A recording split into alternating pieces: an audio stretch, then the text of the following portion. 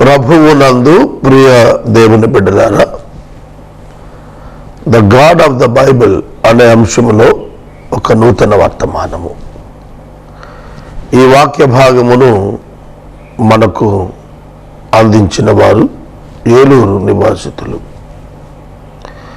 సహోదరులు కొత్తపల్లి బాలగంగాధర తిలక్ గారు మరియు డి జయరాజు గారు సహకారాన్ని ఇస్తున్నారు. దేవుడు ఈ కుటుంబాలను దీవించును గాక. మీరు కూడా మీ కుటుంబ పక్షంగా సహకారం ఇచ్చి వర్తమానములను ప్రసారం చేయవచ్చును. ప్రార్థన. మమ్మలను మిక్కిలిగా ప్రేమిస్తున్న మా ప్రియ ప్రభువా, మీకు వందనాలు, స్తోత్రాలు. నేటి వాక్య ధ్యానము ద్వారా మాతో మాట్లాడండి. వాక్య ప్రసార సహకారం ఇచ్చిన మీ బిడ్డలు జయరాజు గారు, బాలగంగాధర తిలక్ గారు, వారి కుటుంబాలను దీవించండి. వాక్యము చేత మీరు మాతో మాట్లాడండి, మమ్మల్ని బలపరచండి. యేసు నామమున ప్రార్థిస్తున్నాము తండ్రి, ఆమేన్. ప్రియమైన దేవుని బిడ్డలారా, ద్వితీయ ఉపదేశ కాండం 11వ అధ్యాయంలో దేవుని యొక్క వాక్యము చాలా స్పష్టంగా దేవుని గురించి మాట్లాడుతుంది. ఇశ్రాయేలు నూతన తరం వారితో దేవుడు మాట్లాడుతున్నాడు మోషే ద్వారా. ఇశ్రాయేలు నూతన తరం, దానిలో ఆయన చెబుతుంది ఏంటంటే, నీవు నీ దేవుడిని యెహోవాను ప్రేమించాలి, ఆయన కట్టడలన్నీ కూడా గైకోవాలి. ఎందుకనగా ఆయన నీ దేవుడు, నీ విమోచకుడు, నీ రక్షకుడు. నీ రక్షణ కార్యం ఆయన చేశాడు, నీ విమోచన కార్యం ఆయన చేశాడు గనక నీవు ఆయన సొత్తు, ఆయన మాట వినాలి. నిన్ను ఆయన ఒక దేశంలో ఉంచుతున్నాడు. ఆ దేశం మీద ఆయన కనులు సంవత్సరాది మొదలు సంవత్సరాంత వరకు ఉంటాయి కనుక ఆయన సన్నిధిలో జీవిస్తున్నాను అనే భావనతో నీవు నిత్యము భయభక్తులు కలిగి అన్యదేవతల వైపు మళ్ళక జీవించాలి. ఇది ఇక్కడ ఉన్నటువంటి సారం, వాక్యోపదేశం. కొత్త నిబంధనలో కూడా ఇదే పాఠం మనకు కనిపిస్తుంది. మనం మన ప్రభువైన యెహోవాను, దేవుని సేవించాలి, ప్రేమించాలి. ఎలాగనగా ఆయన తన కుమారుడైన యేసుక్రీస్తు ప్రభువు అను రక్షకుడిని పంపాడు. మోషే ఏ విధంగా అపవాదిని, మోషే ఏ విధంగా ఫరోను, ఐగుప్తును నాశనం చేశాడు దేవుని చేత, యేసు ఆ విధంగా సిలువలో అపవాదిని, మరణాన్ని, ఐగుప్తు యొక్క చెరకు సాదృశ్యంగా ఉన్న పాపాన్ని సిలువను నశింపజేశాడు, విమోచన ఇచ్చాడు, రక్షణ ఇచ్చాడు. ఆయన నామమునందు విశ్వాసం ఉంచుట ద్వారా జయాన్ని ఇచ్చాడు, నిత్య జీవాన్ని ఇచ్చాడు, పరలోక పౌరసత్వాన్ని ఇచ్చాడు. కాబట్టి భూమి మీద మనం ఎలా ఉండాలి? ఆయన సొత్తు అని భావించి భయభక్తులు కలిగి ఆయన ప్రేమించి ఆయన సేవించి విగ్రహం వైపు తిరగక, అంటే ఆయన కంటే దేనిని అధికంగా ప్రేమించక ఉండాలి. అదే పాఠం. పాత నిబంధనలో ఉన్న చరిత్ర క్రొత్త నిబంధనలో ఉన్నటువంటి సారాంశాన్ని జిరాక్స్ లాగా కనిపిస్తుంది. అది జిరాక్స్ లాగా కనిపిస్తుంది. కనుక దేవుడు ఎవరు అనే అంశాన్ని మనం చూస్తే ఇందులో the saviour of the people, the redeemer of the people. వాక్యాన్ని వింటున్న వారికి నేను ఒక ప్రశ్న అడుగుతున్నాను. మీరు దేవుడు అని నమ్మిన ఆయన మిమ్మలను మీ పాపము నుండి విమోచించి నిత్య జీవమునకు వారసులుగా చేశానా? అది ప్రశ్న.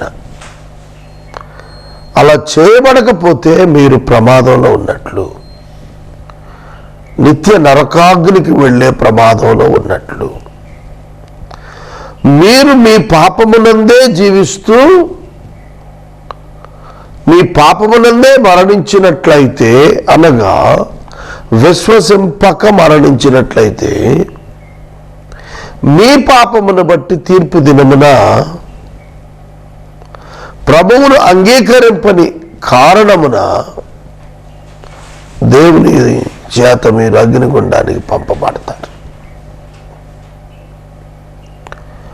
ప్రభువు చెప్పారు ఆనాటి ఇశ్రాయేలీయులతో, మీరు నన్ను ప్రేమించి సేవించి అనుసరింపకపోయిన ఎడల, విగ్రహములను అనుసరించిన ఎడల మీరు ఈ దేశములో ఉండకుండా నేను నశింపచేస్తానన్నాడు. అవును, నీవు యేసు నందు విశ్వాసం ఉంచకపోయిన ఎడల నువ్వు నశించిపోతావు. సోదరుడా, సోదరి, యేసు ఒక్కడే మార్గము.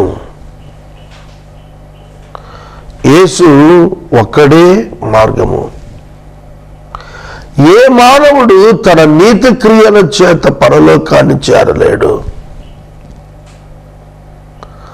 మానవ నీతి దేవుని దృష్టిలో మురికి గుడ్డ. దేవుడు విశ్వాస సంబంధమైన నీతిని మీపై కప్పుతాడు. ఆ కారణం చేత మీరు నీతిమంతులకు తీర్చబడుతున్నారు. సహోదరుడు, సహోదరి, not because of you, because of God. నీ వలన కలిగినది కాదు, దేవుని కృపావరం ఇది. పాత నిబంధనలో ఎగ్జాంపుల్గా ఆ స్టోరీ చూపించాడు. The reality is in Christ. పాలు తేనెలు ప్రవహించు దేశం వాళ్ళకి ఇచ్చినప్పుడు ఐగుప్తు చెరతో కనాను పాలు తేనె ప్రవాహంతో కంపేర్ చేస్తున్నప్పుడు అర్థమవుతోంది how much they are blessed, ఎంత దీవెన పొందిన వారు వాళ్ళకే అర్థమవుతుంది. సోదరుడా, సోదరి, ఈ దేవుని గురించి మనం మాట్లాడుతున్నప్పుడు దేవుని యొక్క వాక్యము తెలియచేస్తున్న ప్రధానమైనది ఏమనగా, God demands his people to worship him. దేవుడు తన ప్రజలు తనను ఆరాధించాలని కోరుతున్నాడు. తనకు కృతజ్ఞత కలిగి లాయల్గా జీవించాలని కోరుతున్నాడు. ఒక భార్య ఒక భర్తకు, ఒక భర్త ఒక భార్యకు ఎంత లాయల్గా, ఎంత నీతిగా లోబడి జీవించాలో, వారు ఒకరి కొరకు ఒకరు మాత్రమే ఎట్లా జీవించాలో అట్లా జీవించాలని కోరుతున్నాడు. అట్లా జీవించాలని దేవుడు కోరుతున్నాడు. మరియు ఆయన విధేయత చూపిన వారి యొక్క జీవితాల్లో కలిగే దీవెన, అవిధేయత చూపిన వారికి కలిగే భౌతికమైనటువంటి ఇబ్బంది తేటగా తెలిపాడు. విధేయత చూపిన వాడు దాని ఫలాన్ని భూమి మీద చాలా అద్భుతంగా అనుభవిస్తాడు. దేవుడు తన బిడ్డలకు ఇవ్వలేనిది ఏమీ లేదు, ఇవ్వలేనిది ఏమీ లేదు, సమస్తం ఇవ్వగలడు. దేవుని పిల్లలు దేవుని యొక్క నామమును అవమానకరమైన రీతిగా చేస్తూ బ్రతికితే ఆయన అది వారికి తమ జీవితము ద్వారా అర్థమయ్యేటట్లుగా చేయగలుగుతాడు. తమ జీవితంలోని పరిస్థితులు వారికి తెలియచేస్తాయి. We are something wrong, we are diverted అనేది వాళ్ళు తెలుసుకునేటట్లుగా చేస్తాడు. నేను ఒక మాట చెబుతాను, వినండి. 2000 సంవత్సరంలో దినకర్ణ గారి సభలు ఏలూరులో నిర్వహించాము. కోర్ కమిటీ ట్రెజరర్గా ఉన్నాను. అప్పుడు నాకు ఒక నెల రోజులు చాలా హెప్టిక్ వర్క్ ఉండింది. దాని మీద నేను ఒక వాహనాన్ని హైర్కి తీసుకున్నాను. యూ కాంట్ బిలీవ్, నేను చాలా తక్కువ సమయం పడుకునేవాడిని. ఆ 4 నెలల పర్యటనలో ఇంచుమించుగా ఒక లాస్ట్ మంత్ వచ్చేది చాలా తక్కువ టైం నిద్రపోయేవాళ్ళు. డ్రైవర్ కూడా తట్టుకునేవాడు కదా, అంతవరకు చేసేవాళ్ళు. ఆ నేపథ్యంలో నేను ఏలూరు నుండి నూజివీడు ప్రతిరోజు వెళ్ళాల్సి వచ్చేది. నా కుటుంబం అక్కడ ఉండింది. ఒకరోజు రాత్రి 2 గంటల వేళ నేను ప్రయాణం చేసి వెళ్తున్నాను. ఇక్కడ లాంగ్ క్యాంప్ ఎక్కడికి పోయాం. వెళ్ళి వెనక్కి వచ్చి ఏలూరులో మిగతా బ్రదర్స్ని దించి నేను ప్రయాణం చేస్తున్నాను.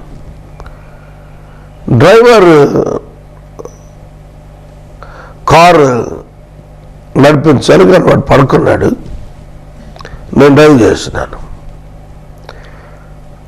కొప్పాక దాటిన తర్వాత కొప్పాక యువతలు అప్పటికి హైవే వర్క్స్ జరుగుతున్నాయి. అప్పటికి హైవే నిర్మాణం జరుగుతుంది. అప్పటికి దాని నేపథ్యంలో కొన్ని రోడ్లు బ్లాక్ చేయటం, కొన్ని రోడ్లు డైవర్ట్ చేయటం అట్లా చేస్తున్నారు. నేను ఒక చోట రోడ్డు తప్పాను. నాకు ఇప్పటికీ అది చాలా భయంకరమైనటువంటి పరిస్థితి. నాకు పాత తారు రోడ్డు ఉంది, నేను దానిలో ఎంటర్ అయిపోయాను. But it is a closed road. అది మూసేసింది కానీ అక్కడేమి మూసినట్టుగా పెట్టలేదు. ఆ రోడ్డు మూసేసినట్టుగా పెట్టలేదు కానీ అది అందరికీ తెలుసు, ఊళ్ళో అందరికీ ఆ రోడ్డు వినియోగం లేదని తెలుసు. ఎవరు పగటిపూట వెళ్ళరు. నేను ఆ రోడ్లో ఎంటర్ అయిపోయాను. కొంచెం దూరం వెళ్ళేటప్పటికి తుప్పలు ఉన్నాయి, ముళ్ళ పొదలు పక్కన కనిపిస్తున్నాయి, రోడ్లో లేదు. కానీ రోడ్ అయితే తార్ రోడ్ కనిపిస్తోంది. మిడ్నైట్ 2 o'clock నేను ఎదరికిపోయాను. వెళ్ళేప్పటికి ఏమైందంటే ఒక చాలా పెద్ద గొయ్యి వరకు వచ్చి ఆగిపోయాను. ఇంక ఎదరికి వెళ్ళే అవకాశం లేదు, వెనక్కి తిప్పుకునే అవకాశం లేదు. అటువంటి పరిస్థితికి వచ్చి అక్కడ నాకు అర్థమైంది ఏంటంటే నేను ఎక్కడో డైవర్ట్ అయ్యాను. ఎందుకు ఈ ఉదాహరణ చెప్పారంటే అది ఒక బిటర్ ఎక్స్పీరియన్స్ నాకు. ఆ గోతులో దిగిపోయాము. దాన్ని వెనక్కి తీయటానికి నేను చాలా కష్టపడాల్సి వచ్చింది. ఆ వెహికల్ ఆ రాత్రి వెనక్కి తీసుకొని వచ్చాం మళ్ళీ వెనక్కి. ఆ డైవర్టెడ్ రోడ్లోనే ఉంది కానీ అది ఒక భయంకరమైన పరిస్థితి నన్ను నడిపించింది. ఆ రాత్రి నేను డైవర్ట్ అయ్యాను. రోడ్స్ అట్లనే ఉన్నాయి, మార్గం అట్లానే ఉంది, నేను డైవర్ట్ అయ్యాను. కాబట్టి నేను ఆ శ్రమ వైపు, దాని నష్టం వైపు వెళ్ళాను. దేవుడు కూడా మనకు అలార్మ్స్ ఇస్తుంటాడు. దేవుడు కూడా మనకు అలార్మ్స్ ఇస్తుంటాడు. మనం మార్గం తప్పాము అన్నప్పుడు మనకు అర్థమవుతుంది. We are not blind enough. మనమే గుడ్డడం కాదు. మన ప్రభు మనల్ని spiritual awareness, spiritual senses, holy spirit యొక్క సహాయం మనకి ఇచ్చాడు. మనం పాపం చేస్తుంటే మనకే తెలియకుండా చేసేయం. తెలుసు, అబద్ధం ఆడుతున్నప్పుడు రిపీటెడ్ అలారం కొడుతూనే ఉంటుంది లోపల అంతరంగంలో, యు ఆర్ లయింగ్ ఫ్రెండ్ అని. నువ్వు అబద్ధం ఆడుతున్నావు అబ్బాయి అని చెబుతూనే ఉంటుంది. మనం దాన్ని నిర్లక్ష్యం చేసి ఆపరేట్ చేస్తాం. మనము మోహాపు చూపు చూస్తున్నప్పుడు మన హృదయం వార్నింగ్ ఇస్తుంటుంది, నీ హృదయం సరిగా లేదా సహోదరి పట్ల అని. నీవు లంచం తీసుకుని ఎత్తనం చేస్తున్నప్పుడు, ధనాపేక్ష పోతున్నప్పుడు నీ హృదయం వార్నింగ్ ఇస్తూ ఉంటుంది. నువ్వు కంటిన్యూ అయిపోతే ఎండింగ్ చాలా బాధాకరంగా ఉంటుంది. సహోదరుడా, సహోదరి, you can easily recognize that you are on wrong track. నువ్వు చెడ్డ మార్గంలో ఉన్నావు, దేవుని మార్గం ఇది కాదు అనేది నీకు సులువుగా తెలుస్తుంది. అది దేవుడు నీ హృదయంలో ఆ యొక్క ఇండికేటర్ ఇచ్చాడు. చూడండి, మనకు పెట్రోల్ ట్యాంకులో పెట్రోల్ అయిపోతుంది అన్నప్పుడు ఒక మార్క్ ఇండికేటర్ వస్తుంది. అలాగే కార్స్లో ఇప్పుడు ఏదైనా ట్రబుల్ ఉందంటే ఆ పర్టికులర్ ట్రబుల్ దగ్గర బల్బ్ వెలుగుతుంది. ఆ బల్బ్ వెలిగితే మనం నిర్లక్ష్యం చేస్తే నష్టపోతాం. అది వెలిగినప్పుడు వెంటనే అలారం తీసుకుని దాన్ని పక్కా పెట్టుకొని రిపేర్ చేయాలి. దేవుని వాక్యం చెబుతున్నది, దేవుని వాక్యమును అనుసరించిన వారి జీవితాల్లో కొన్ని వ్యతిరేకమైన పరిస్థితుల ద్వారా దేవుడు అలారం చేస్తూ ఉంటాడు. టు సెట్ దెమ్సెల్వ్స్ రైట్, వాళ్ళు సరిచేసుకోవటానికి అవకాశం. ఆటోమెకానికల్, స్పిరిచువల్లీ ఆటోమెకానికల్ ఎవడో వచ్చి రిపేర్ చేయక్కర్లేదు. There is a manual for Christian life, that is the Bible, New Testament. మన వెహికల్ కొన్నప్పుడు ఒక మాన్యువల్ బుక్ ఇస్తాడు. ఆ మాన్యువల్ బుక్ ఓపెన్ చేస్తే ఏ పార్ట్ ఎట్లా పనిచేస్తుంది, ఏ స్థితిలో ఉంటుంది, అదంతా ఉంటుంది. దాన్ని ఎట్లా రీప్లేస్ చేయాలి, ఇవన్నీ ఉంటాయి. కనుక నీ హృదయంలో దేవుడు పరిశుద్ధాత్మ దేవుని ద్వారా ఒక స్పిరిచువల్ మాన్యువల్ గైడ్ ఉంచాడు. ఆయనే పరిశుద్ధాత్మ దేవుడు వాక్యం. You can check yourself and your life every day. ప్రతిరోజు నీ జీవితాన్ని నువ్వు పరీక్షించుకోవచ్చు, సరి చేసుకోవచ్చు, చెక్ చేసుకోవచ్చు. పాత రోజుల్లో నన్ను గమనించుము అని బ్యాటరీ మీద రాసుకునేవాళ్ళు ట్రాన్స్పోర్టర్స్. దానిలో ఎప్పటికప్పుడు వాటర్ పోస్తూ ఆ బ్యాటరీ యొక్క ప్లేట్స్ మునిగేట్టుగా చూసుకునేవాళ్ళు. ఇప్పుడు లిక్విడ్ లేకుండా డ్రై బ్యాటరీస్ వచ్చేస్తున్నాయి. అడ్వాన్స్డ్ టెక్నాలజీ వచ్చింది కదా. అట్లా సెన్సార్స్ ఉన్నాయి, స్పిరిచువల్ సెన్సార్స్ ఉన్నాయి నీలో. నువ్వు వింటుంది ఏమిటో నీకు తెలుసు, వినొచ్చో లేదో తెలుసు, వెళ్ళిపోవాలి అక్కడి నుంచి అనేది కూడా తెలుసు. నువ్వు చూస్తున్నది ఏమిటో తెలుసు, చూడాల్సిందో కాదో తెలుసు, చూడకూడదని తెలుసు. చూస్తున్నావు కనుక నష్టపోతావని తెలుసు. మిద్దె విరిగి మీద పడుతుంటే అట్లాగే చూస్తూ నిల్చుంటావా, తప్పుకుంటావా? జాగ్రత్త, నీ ఆత్మీయ జీవితం జాగ్రత్త. ఈ దేవుడు నీకు సమస్తాన్ని బాధపరిచాడు. నిన్నే అట్లా నిన్ను వదిలేలా, నీకు బయలుపరిచాడు సమస్తం, నువ్వు తెలుసుకునేట్టుగా చేస్తున్నాడు. కనుక దేవుడు చెబుతున్న మాటలు గుర్తెరగండి. మీరు దేవునికి భయభక్తులు కలిగి ఆయన త్రోవల్లో నడిచినప్పుడు మీ దీవెన ఫలం అనుభవిస్తారు. ఆ దీవెన ఎటువంటిదంటే భౌతికంగా ఒక ధైర్యాన్ని ఇస్తుంది. మనకెప్పుడు కూడా ఆందోళన, భయం. ఎందుకంటే మనకంటే గొప్ప గొప్ప వాళ్ళ దగ్గర మనం చూస్తుంటాం, పనిచేస్తుంటాం. వారు ఎదురయ్యి మనకు వ్యతిరేక్తమైతే భీకరంగా పరిస్థితి ఉంటుంది, అన్నీ తెలుసు. అందుకే దేవుడు ఒక వాగ్దానం పెట్టాడు మనకు. ఆ వాగ్దానం ఏమిటంటే, నీ శత్రువులు నీ ఎదుట భయపడేటట్లుగా నేను చేస్తానన్నాడు. మన వలన మన శత్రువులు మనకు భయపడరు, మన దేవుని వలన మన శత్రువులు మనకే భయపడతారు. వారి దేవుడు వారి కొరకు గొప్ప కార్యములు చేసి ఉన్నాడని, వారి దేవుడు వారి పక్షంగా మనతో పోరాడుతున్నాడని ఆ ఐగుప్తీయులు ఎర్ర సముద్రం మధ్యకు వచ్చినప్పుడు గ్రహించి మాట్లాడుకున్నారు. ఆ ఐగుప్తీయులు ఎర్ర సముద్రానికి మధ్యన ఇజ్రాయేలును తరుముతున్నప్పుడు దేవుడు వారితో పోరాడుతున్నాడని వారి రథచక్రాలు ఊడిపడిపోతున్నాయి. వారి రథచక్రాలు ఊడిపోతున్నాయి. గ్రహించేశారు, ఇది దేవుడు చేస్తున్నాడు, మానవయత్నం కాదు, ప్రకృతి ధర్మం కాదు, ప్రకృతిని మించి కలిగినటువంటి ఒక సమస్య ఇదని శత్రువులకు అర్థమైంది. చుట్టూత మహమ్మదీ దేశాలు, శత్రు దేశాలు ఇజ్రాయేల్కి అన్నీ కూడా చుట్టూత శత్రువుల మధ్యలో ఉన్నాడు. సింహాల మధ్యలో ఉన్నటువంటి ఆబ్జెక్ట్ లాగా ఉన్నాడు. కానీ కొదమ సింహమై విజృంభించి ఆ యొక్క ఇతర దేశాలను భయకంపితం చేస్తున్నాడు. ప్రతి మహిళ ఇజ్రాయేల్ దేశంలో సైన్యంలో ఉంటుంది, నేర్చుకుంటుంది. ప్రతి మనిషి ఎడ్యుకేటెడ్, 100% ఎడ్యుకేటెడ్, చదువుకున్నాడు ఉండడు ఇజ్రాయెల్ దేశంలో. హైలీ ఎడ్యుకేటెడ్ అయి ఉంటాడు, గ్రేట్ థింకర్స్ ఉంటారు. ఇజ్రాయెల్ దేశంలో ఉన్న సంపత్తు మీద మాట్లాడుతూ, అది ఎక్కువ ఎడారి ప్రాంతం, కానీ అక్కడున్న పచ్చదనం ప్రపంచంలో ఎక్కడ లేదన్నారు. కంపారిటివ్గా థిక్నెస్లో చూస్తే అక్కడున్నటువంటి రకాల పువ్వులు ప్రపంచంలో ఎక్కడ కనపడవు. అక్కడ ఉన్నటువంటి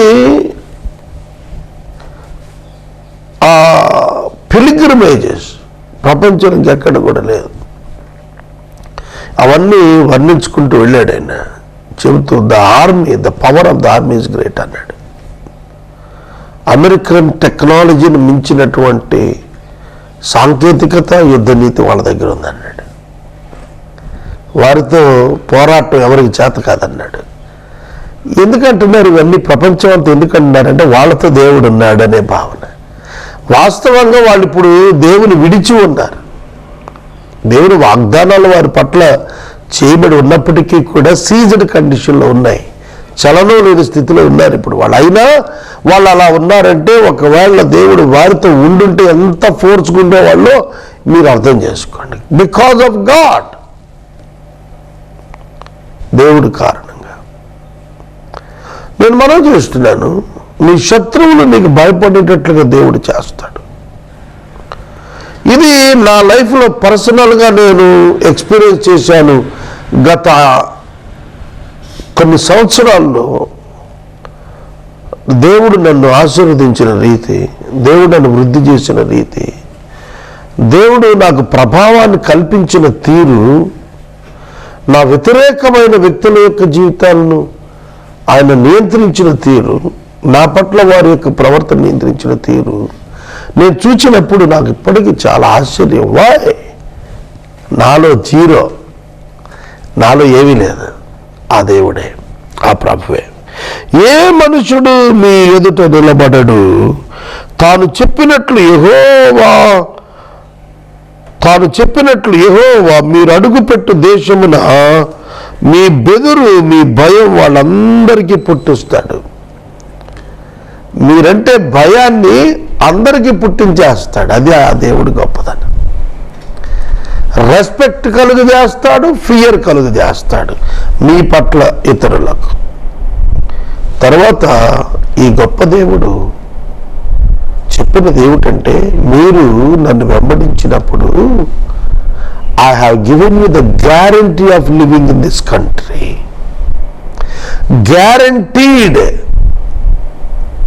గ్యారంటీడ్ కనుక సంపూర్ణమైనటువంటి గ్యారంటీ నువ్వు ఖచ్చితంగా ఉంటావు అందులో.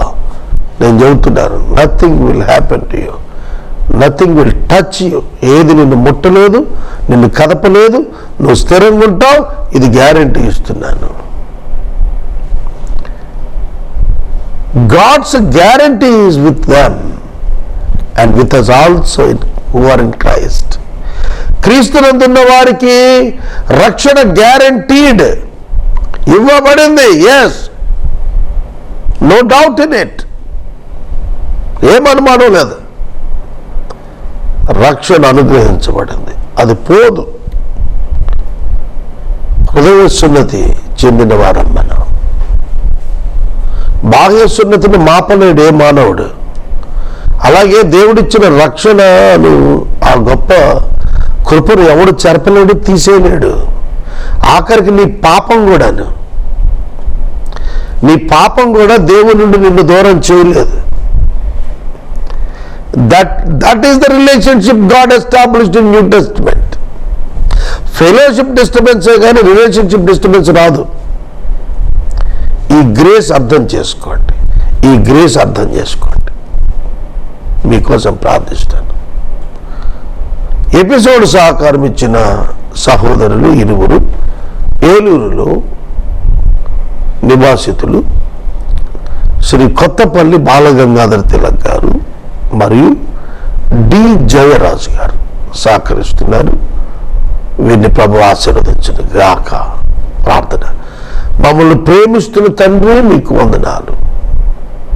మేమంటే శత్రువులకు భయం ఇచ్చి మాకు దేశముల నివాసపు గ్యారంటీ ఇచ్చి మమ్మల్ని ఆశీర్వదించి కృప చూపి దీవించిన దేవా, మీకు నమ్మకస్తులకు ఉండటం నేర్పమని యేసు నామమున వేడుచున్నాం తండ్రి. ఆమేన్. తండ్రి దేవుని ప్రేమ, కుమారుడు యేసయ్య కృప, అన్యోన్య సహవాసము సదా మనకు తోడైనను గాక. ఆమేన్.